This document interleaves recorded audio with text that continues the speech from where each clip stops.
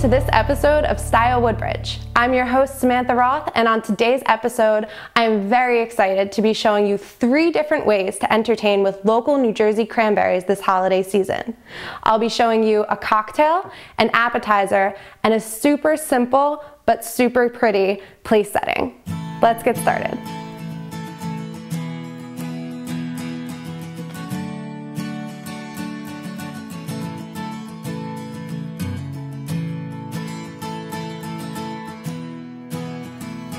So the first thing we're going to do is get our cocktail started, which is going to be a Cranberry Mule. The first step is to make the cranberry syrup, which is extremely simple. You only need half a cup of sugar, half a cup of water, and 1 cup of fresh New Jersey local cranberries.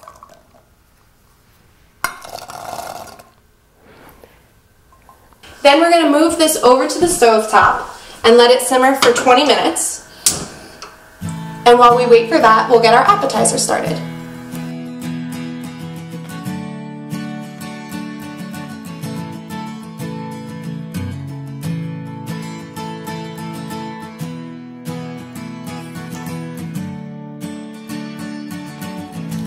Now for our fun cranberry-inspired appetizer. It's a twist on ordinary salsa, which everyone, at least I know in my friend and family group, adore. So this was super fun when I found this recipe. I thought it would make a great addition and probably an instant classic in your family for the holidays.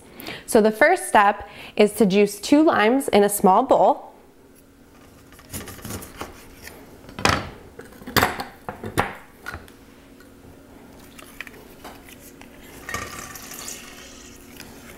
Now I have one of these very fancy stainless steel juicers. I used to have a plastic one, but I since upgraded because I use it all the time. It's probably one of my favorite kitchen gadgets and I highly recommend them. The sterling silver was a little bit more expensive, but I'd say it's definitely worth it. And it's pretty much guaranteed to last forever, whereas the other ones will crack and break and I had to replace multiple times. So we're juicing 2 limes. Then we're going to add 3 tablespoons of sugar and 1 teaspoon of kosher salt. I'm going to give this all a little mix. Kind of smells like margaritas, which I don't mind. Next, we're going to take our ginger root and we're going to grate in about a teaspoon. So I say that's about 3 centimeters worth of ginger. You can, of course, measure it out if you really want to, but I prefer to do it this way. It smells so good. Get that off with our spoon. And again, we're going to mix that in. Okay, so that is our liquid combination. Then in our food processor, we're going to take 3 cups of cranberries.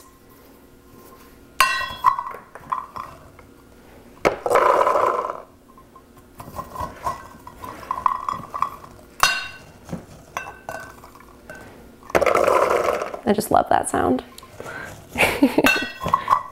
I don't know why, I couldn't tell you. But it's a very satisfying sound. Okay, so 3 cups of fresh cranberries, 1 cup of cilantro. I really packed it in there. I very much love cilantro. 4 scallions chopped. I couldn't tell you why we have to chop everything since it is going in the food processor, but I'm imagining it has to do with consistency. I'm just following the recipe, I didn't write it. And 1.5 teaspoons of minced jalapenos. Now I took all of the, I'm not gonna even touch this, I took all of the seeds out because I did not want to mess around with making it too spicy. Obviously do whatever you are comfortable with. I've had some bad experiences with hot peppers on my fingers going into my eyes and things of that nature. So then we are going to pulse this Oops. 5 times. Let me get my lid on.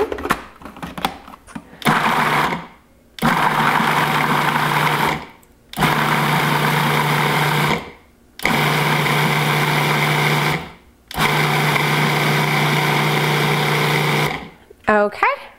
Or I would say to your desired consistency. That looks pretty good to me.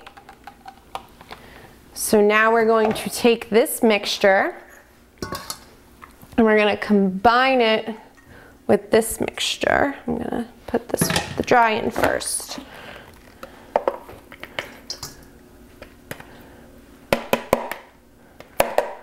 I mean, that looks really good.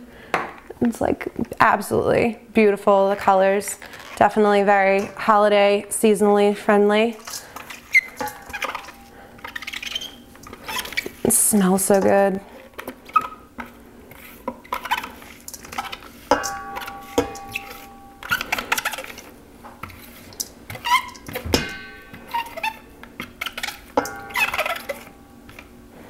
Okay.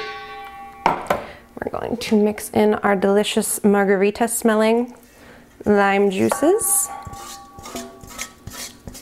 Make sure you get all that good sugar from the bottom.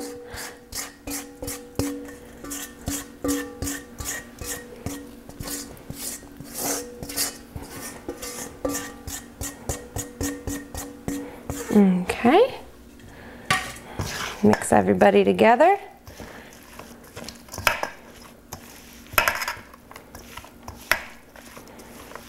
Wow, this smells so good.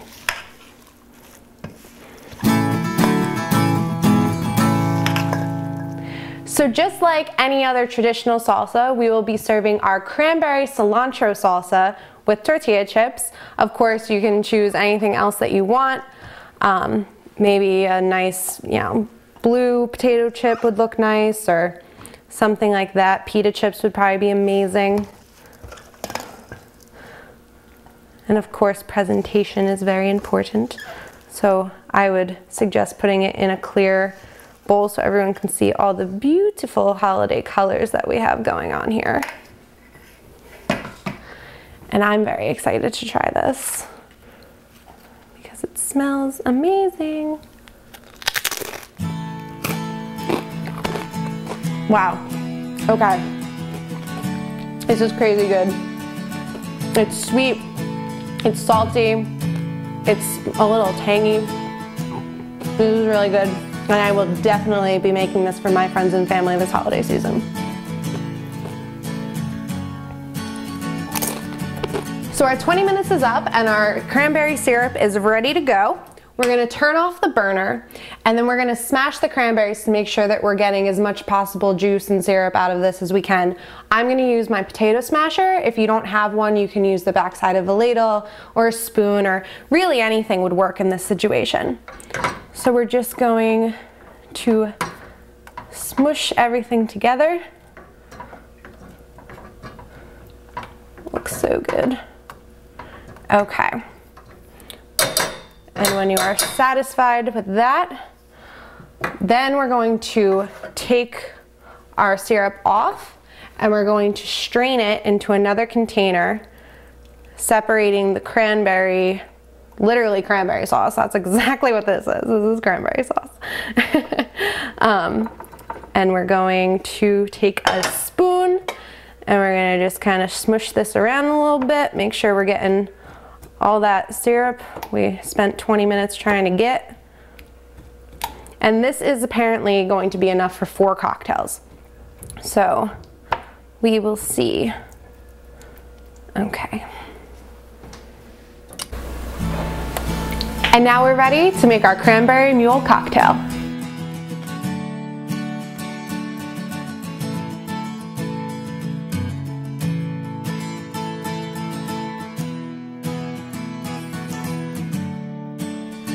As far as trendy cocktails go, I would say that Moscow Mules have been on my radar for almost a year now, maybe a little bit more, between these adorable copper cups that everyone is absolutely in love with, and just ginger beer and different varieties. I would say for millennials, even, you know, people in their 50s and things, this is a cocktail that people have started to make at home, and there's lots of different variations. So today I'm going to show you the cranberry variation for a mule. So the first thing I did, which happened a couple of days ago, was infuse my own vodka. When you're choosing your vodka, I would recommend that you get something that's been filtered at least 3 to 4 times. So that's what I did. That's how, you know, when you're drinking vodka, if it tastes like crap or garbage, it basically means that it wasn't filtered enough. So you want to make sure that it is filtered multiple times. Then cut 2 cups worth of halved cranberries and combine it with 2.5 cups of vodka. And now you're gonna let it sit in the jar for 3 to 5 days. This one's been sitting for about 6 now. You wanna keep it in the fridge and make sure to shake it once to twice a day. Just real simple, just give it a little shake. You'll see it getting all bubbly and everything mixing together all friendly like. Now for our actual cocktail, we're going to need to take the cranberries out of the equation. So again, I have my handy strainer and I'm going to do my best not to make a complete mess right now, which I cannot promise. And I'm making a little bit of a mess. And this is why you usually want to have a dump bowl of some kind around when you're cooking and doing things like this.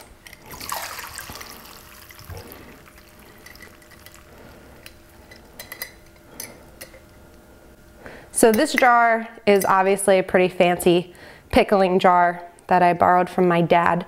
I would recommend at least doing it in some kind of an airtight sealed container, like a mason jar or something to that effect. So now to make our actual cocktail. So the first thing you need is 1 shot of vodka.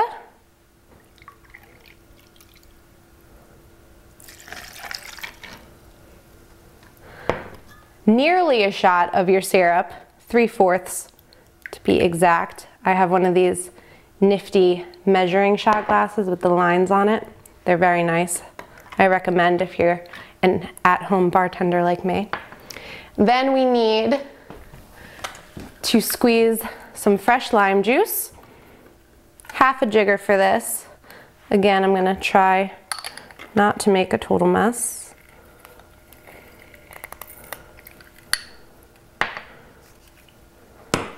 So that was about 1/2 a lime, which is easier than measuring it out like I just did.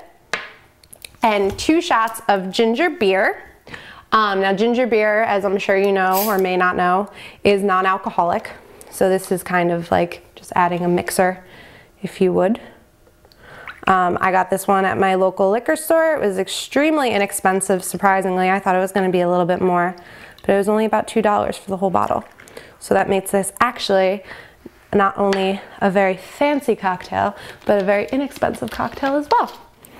And that's the whole thing. I'm going to give it a little twirl with a finger. This is mine, so I'm allowed to stick my finger in it.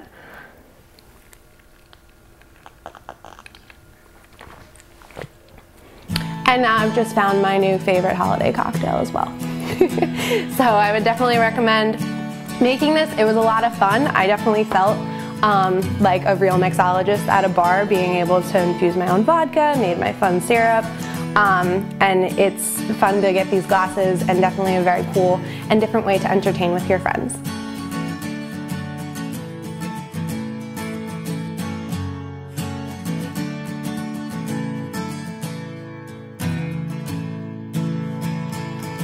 Now for our final touch, place cards.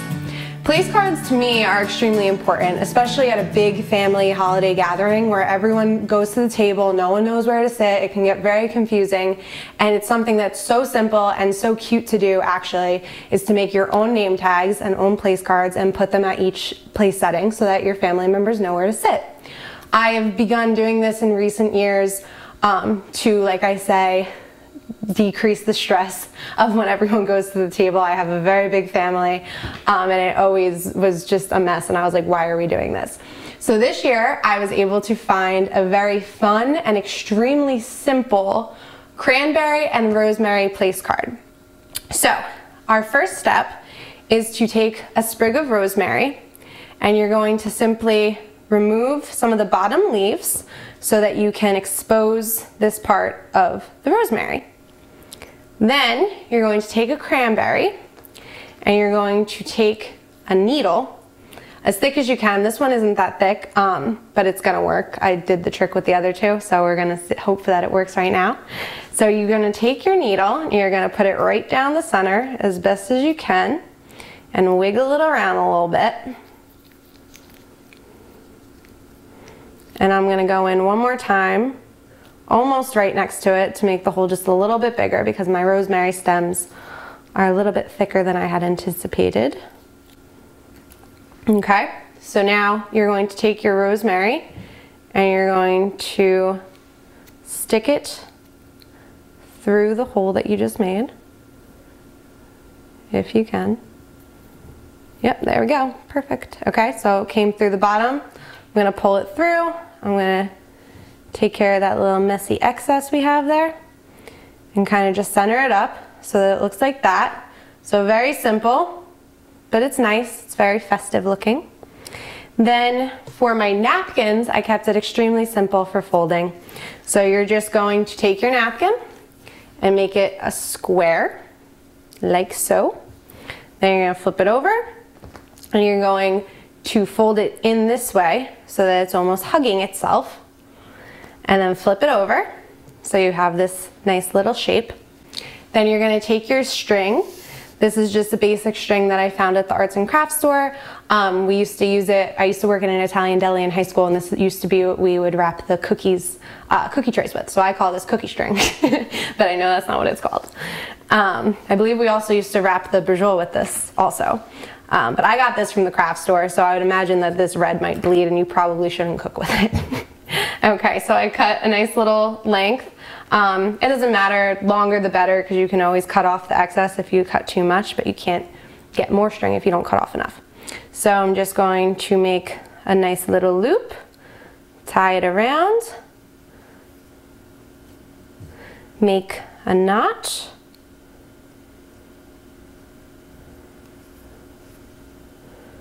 okay, and then I'm going to center my knot up a little bit. Then we're going to take the name tags. I kind of cheated. I bought the name tags. They have them at the craft store for like $1.